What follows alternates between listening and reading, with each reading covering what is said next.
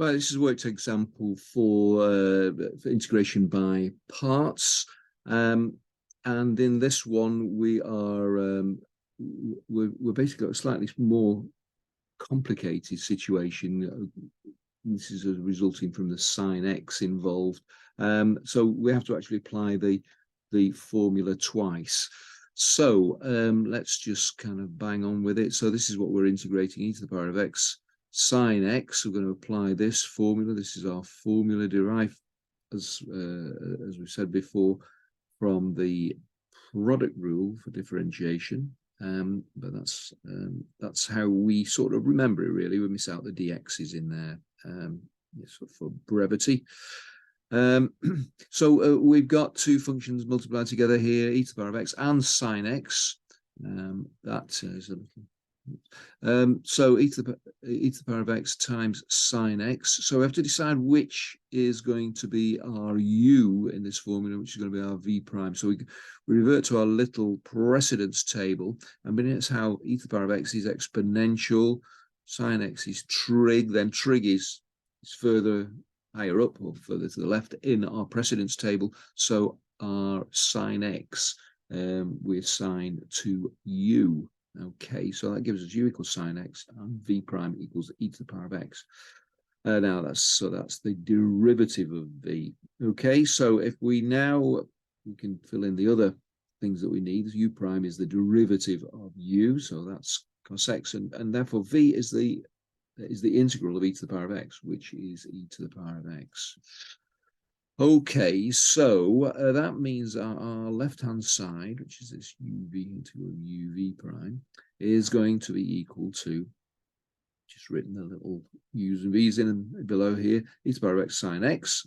Okay, that's that bit of the formula, minus e to the power of x, that's our u, that's our v, and cos x, which is our u prime.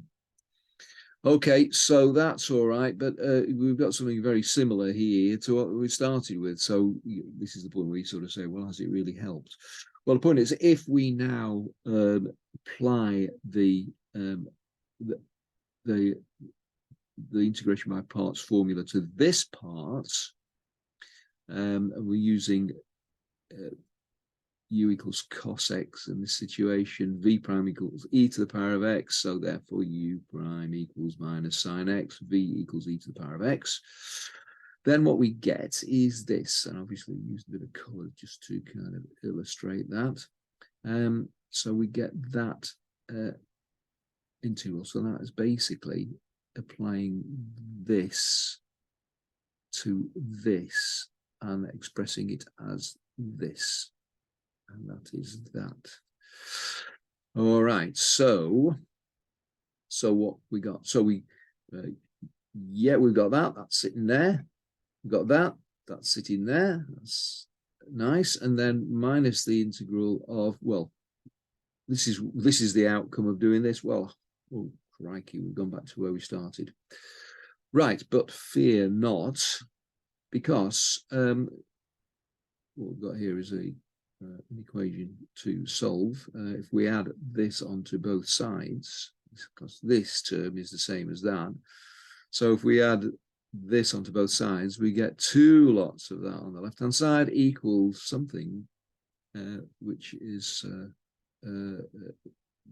doesn't include an integral sign, and then just dividing through by 2, we get that this, which is our original integral, is equal to this. Okay, so it can be a little bit painful doing this sort of kind of double process, but I think if you're careful, especially careful with the signs, they're always there to trip you up, then you should be able to kind of work this through. So that's it, and thanks for listening.